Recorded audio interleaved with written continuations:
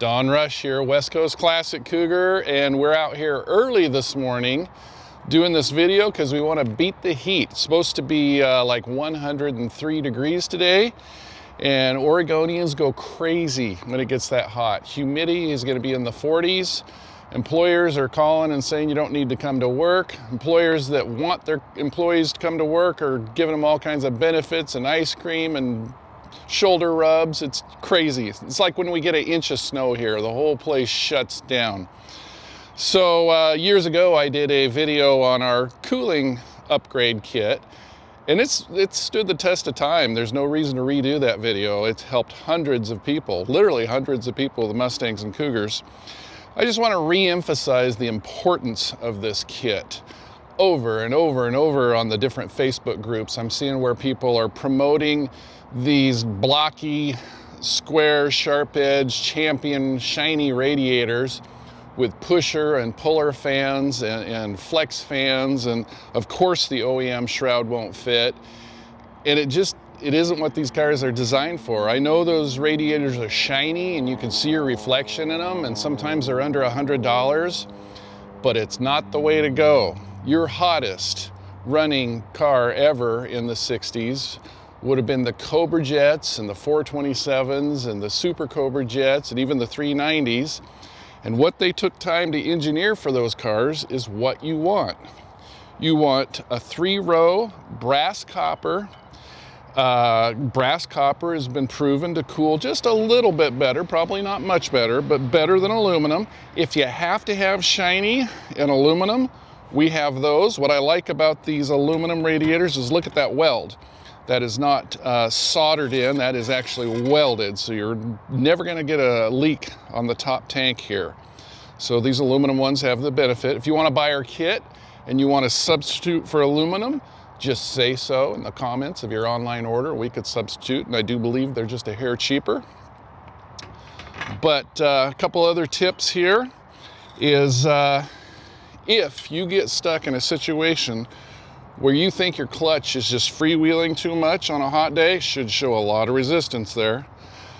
One thing I did years ago on a cruise on a 100 and some degree day is I took a cheapy little nylon ratchet strap about that thick, threw away the ratcheting part of it, just used the strip, and I went round and round and round my water pump shaft over this, and I made it a fixed blade fan. It instantly cured my problem because this is meant to freewheel a fair amount, and it made it a fixed blade fan, made it really noisy, but my temperature gauge instantly went down to where it should be.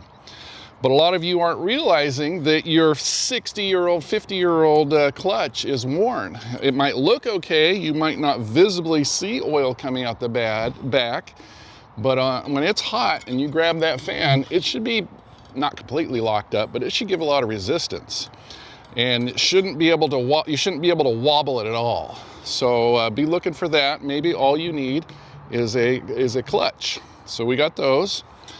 And then some of you already have a good radiator. Say you got a 69 Cougar, you got a 24-inch radiator, you got the shroud, you got a clutch fan, but this fan, again, designed for Super Duty cooling, is bigger. It'll just barely fit in that shroud, but it will fit. So keep in mind, we'll give you trade-in on your original fan if you want to upgrade to one of these.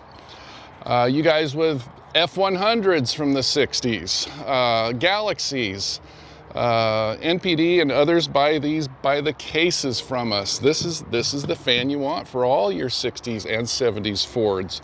Because keep in mind, they cheapened the cars and went to flex fans in the later years, and they didn't have these clutches. So, you know, your 77 F100 could really benefit by one of these.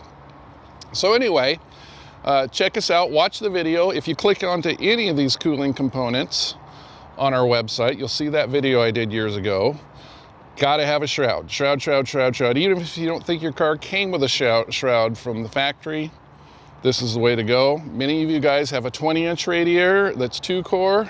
It's worth the money, I'm telling you.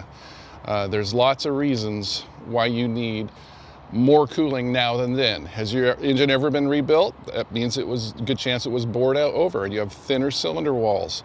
Did you add air conditioning? That puts a strain on the system. You need a 24-inch radiator. Do you got a cam? Are you running fuel that wasn't as good in the 60s? Yes. Could be running a little hotter. Pretty much nobody needs that 20-incher. I mean, if you're driving your car in the summer, you want a 3-core 24-inch. And it's kind of expensive. By the time you're all done and said, you know, you will be into it with shipping $1,000. But it makes your life just so much more pleasurable. Don't throw away your original radiators, especially if it's a 24-inch. There's people looking for that FOMO-CO logo on the top. There has been people that have sweated off this tank and put on the one with the FOMO-CO on there, so don't throw that away.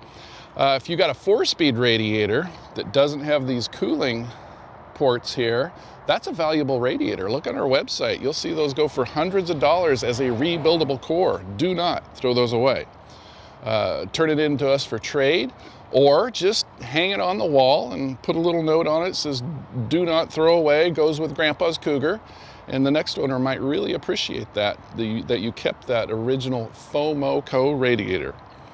So stay cool out there, guys, and thanks for listening to this video, and we look forward to selling a bunch of these today when this video hits the air.